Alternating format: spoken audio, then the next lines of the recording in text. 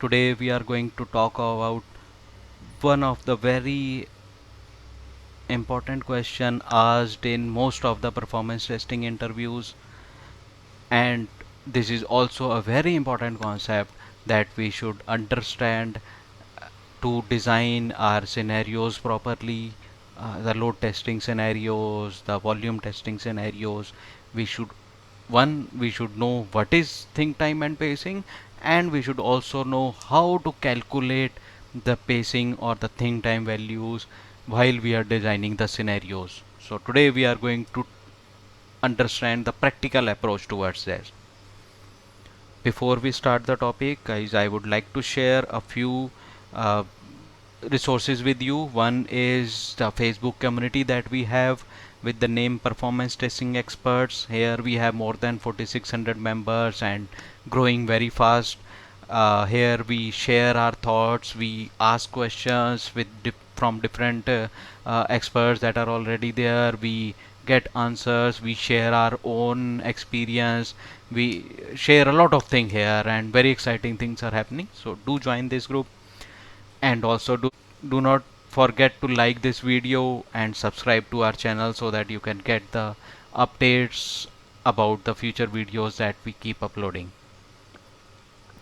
A quick intro about myself. So I am Jitin Chadda. I am founding director at Perfeasy Enterprises Private Limited. I have more than 14 years of experience in performance and security testing. I have built multiple COEs. I have done more than 140 plus assignments. I have experience with a lot of clients. So if you feel you have I can be of any help, or you need any guidance, any support from my side, feel free to connect me on the LinkedIn and I will be happy to help. Let's talk about the topic think time versus pacing. Think time, which is also called as user delay. So first we should understand what is think time. Think time is the delay between subsequent pages or the subsequent screens. That is the time gap between the completion of first page and before we start or before we move on to the next page. So the gap between these two pages is called as user delay or think time. So for example, we launch the application, we see the information here. So this wait time where I am looking at the information shared by the server, the first page, reading the content of this page, this time to simulate this delay time, this is this wait time, we have to add think time into our script. Then I do a search on my screen, or search for in an e-commerce application. Let's say I search for a shirt. So there will be a lot of results that would come in. Let's say 50 shirt options are there. So I will see all these options, the colors, the brand, the prices, the fit, the size, etc. So I will spend some time on these search results. So before I move to select one of the result or view one of the product, I spent the time on reviewing the results of the search. So to simulate this time, we have this think time, this one. Similarly, what is pacing? Think time was pacing between two subsequent pages, while the pacing is the delay or the gap between two iterations. The completion of first iteration and before we start the next iteration, this is the delay, or to simulate this delay between these two iterations, we use the term as pacing. Iteration 1 completes, then we wait for some time, and then we start the iteration 2, then we wait again and we start iteration 3. Let's look at some of the examples. So for think time or user delay, first let's assume an e-commerce application where I search for a shirt, the same I spoke about. So I search for something and I view the results before I click on one of the product. Another example can be login or registration. Let's take the registration form. So first step is I view the registration form. My complete form registration form is loaded. Now before I click on the submit registration form, I fill the details. I fill the user ID, I fill the password, I fill the first name, last name, the address, email ID, etc. A lot of things are filled. So to the time that I take, or the time a user spends in filling these details before the submit is pressed, is simulated using think time or user delay. Now take the example of pacing. For pacing, we can consider a call center application where the inbound calls are coming. The one agent takes one call, and before the second call comes in, there will always be some delay, or there will always be some gap. Gap can be as small as a few seconds, or it can be a few minutes, but there will always be some gap. So to simulate this gap between two calls, we have to have pacing into our scripts. So I believe we have been looking into a lot of jargons, etc. But let's understand the need for this. One is we understanding what is think time, but why do we need think time, or why do we need pacing? We need pacing because we need to simulate, or we are trying to simulate the real life usage or real life scenario of the application. So the both of them are delay times, or the gap times, or the wait time added artificially into our script to simulate real life usage. Because how script would run it, let's say I have a flow login, launch, login, logout. So the script will send the request for login. As soon as it receives the login response, it can send the next request without any delay. Once it receives the second response, it will send the request for third request. So there will not be any gap from tool perspective, because it has all the data already there. So but in real life, a user will always have some gap or some delay before it goes on to the second step, or the second page, or the second screen. So we are trying to simulate the real life usage by adding think time or pacing into our script. Now the important question is, how do we calculate the think time? Concept is good that yes, we have to add some time, but how much time we should add as think time into our script? First we would try to understand what is the prerequisite, or information that we would need to calculate this think time, and how we can get this info. I will also try to give you some pointers to get this information. First thing, or the first important thing, is to understand or find out the time spent by a real user to complete the flow once. This is the real life time. So how much time a user spends in completing one iteration. When I say one iteration of, let's say, take an example of this workflow: launch, view category, select one product, add to cart, login, by using the cash on delivery option. So to complete this 6-step process, how much time the user takes in real life? So how do we know how much time it is taking in real life, or how much time a particular user will take to complete these steps? One is we can use the server statistics, the production server statistics. There are always some analytics added to in on the production environment, maybe Google Analytics, it can be some other analytics, or there can be some custom logs using which we can get the usage statistics from the production server. These are the real life values, so use them. In case we do not have these statistics, the application is not live, so we need to come up with some assumptions. Understand the usage from the business team, the point of contact from the client side, who understand the usage patterns. So take some assumptions and come up with some values for the complete iteration, or the real life time that the user would take. Second thing that we need to understand is how much is the time taken by one iteration from our script, or how much time the server takes to respond to all these 6 steps. How do we calculate this value? We run the scripts a few times and capture an average time to complete one iterations. So run your script. When I say script, the script should be final, all the customization done, all the parameterization, all the correlation. If you have any additional customization added, complete that. Your script should be running functionally fine. You should have all the transactions in place, everything ready. Then you run the script and capture the statistics of how much time one iteration is taking on an average. Now let's use these statistics. One is the real life time. Let's assume that to complete these six steps, a user would need 5 minutes. When I ran my script was taking 4 minutes to complete one iteration. So now script is taking 4 minutes, but in real life the user spends 5 minutes to complete all these steps. So how much is the gap? 1 minute. A minus B. A is the real time, real user time, and B is the time taken by our script. So the delay or the gap is 1 minute. So we need to have 1 minute think time. So this is the total think time.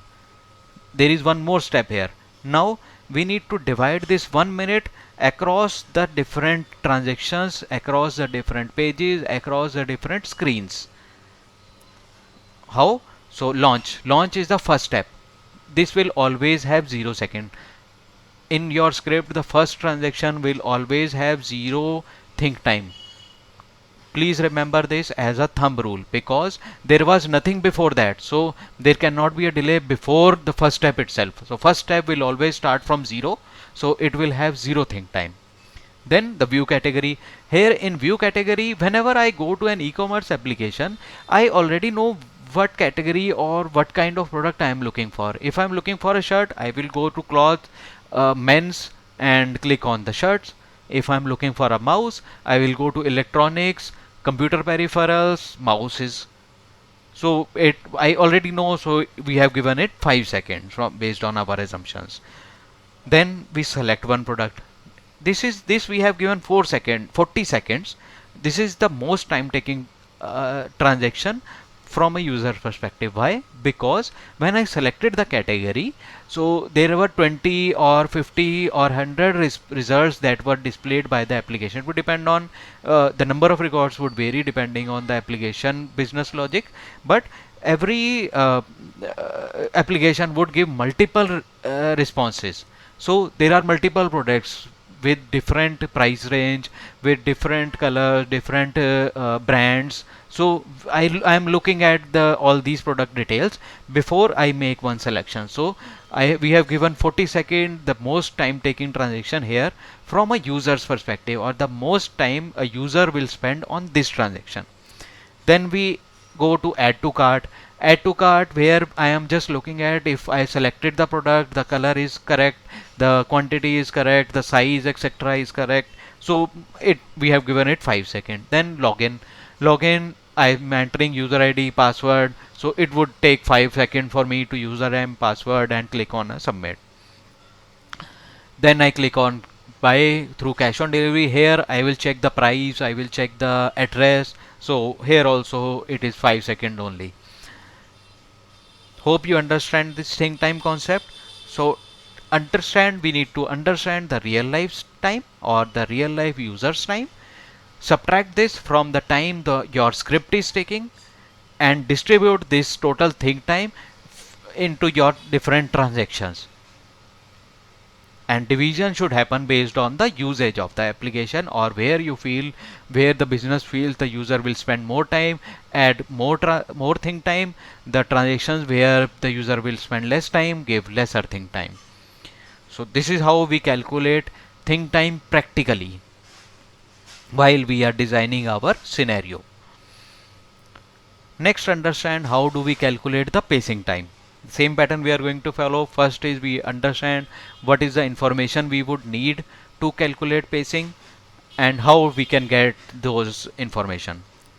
First we need to understand is how many transactions are going to happen, or in real life how many transactions are happening in a particular interval of time. Let's say 1 hour. So how many transactions or how many iterations happen in 1 hour time span?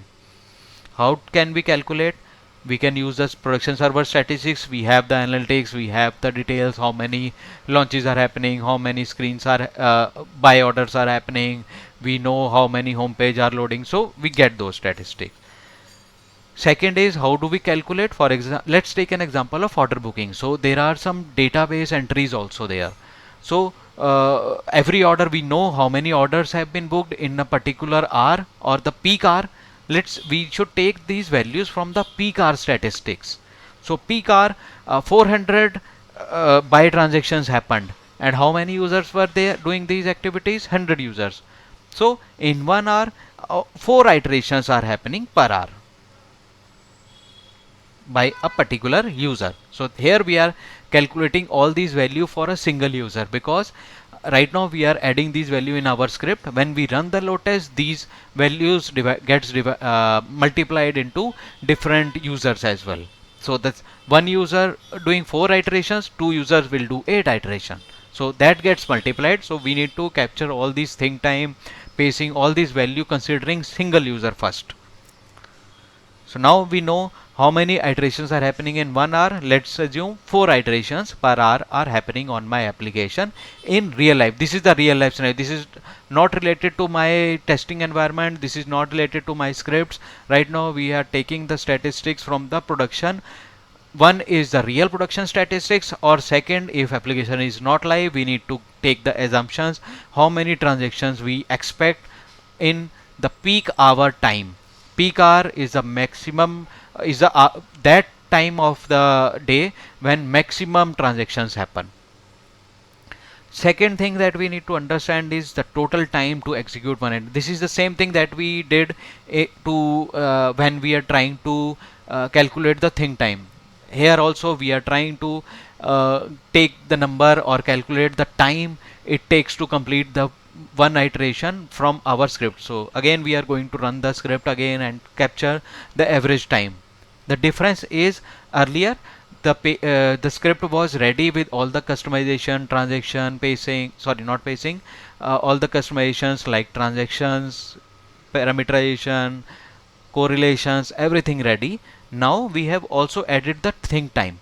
So now the time would be the response time of the server, the think time of the that we have all added artificially, and there can be some time that customizations do take, the correlation, parameter, and these things, although those are mostly negligible, but still for the sake of convenience, the time is response time plus think time plus the customization overhead that gets added from the script perspective. So now let's use these statistics. So first is total time for one iteration is 15 minutes. How 15 minutes?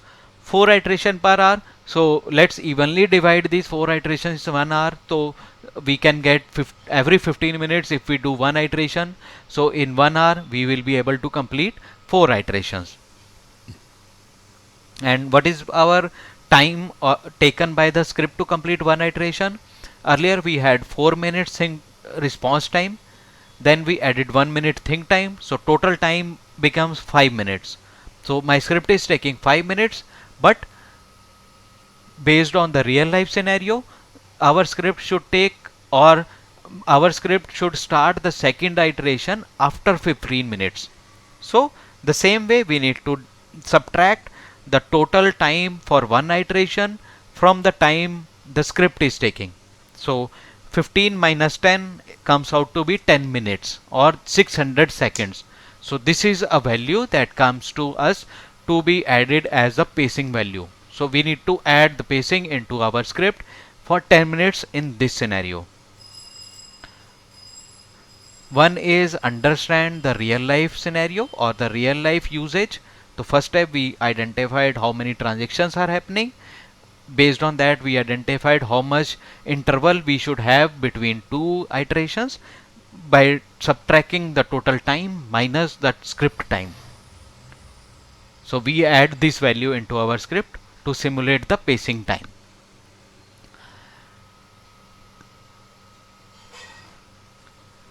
One thing here, or one doubt that comes into the mind will always, so for example here I am saying 10 minutes sync time. So or the 10 minutes pacing, or in the think time part we spoke about 40 seconds for the view product details.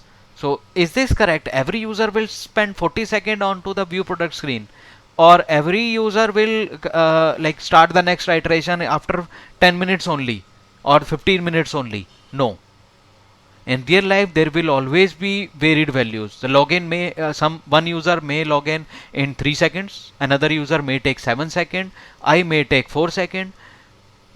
So the these values do vary. So rather than giving fixed value, you should give random values, a range of values.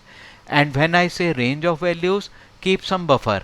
If I am, for example, for the pacing thing, when we are calculating these values for 60 minutes, please, my suggestion is to consider or calculate these values so that all your 4 transactions complete in 50 or 55 minutes. Keep some buffer, because there will always be some delta gap between the results that are shared by the tool and the results that the user get in the real life scenario. It can be due to the infrastructure, it can be due to the network usage, it can be due to the customization in the script. So there are a lot of factors that are happening in the test environment and the production live users. So please take some buffer. So when I say a random delay, so if I have to simulate a 10-minute delay, I would give a range of somewhere around 6 minutes to 12 minutes. So the average would come out to be 8 to 9 minutes, not 10 minutes. So my suggestion is, do give yourself a little bit of buffer. Do not give the exact values here. So I hope you, after viewing this video, you should be able to answer the question related to the pacing, think time, as well as you should be able to have control on your scenarios. Now you will know how much time your script is taking, or how much time your script is expected to complete an iteration under the load, how much time or how much transaction should happen in your specified time. And you should be now able to create your scenarios with more confidence and do better load test executions or give better results. Thank you.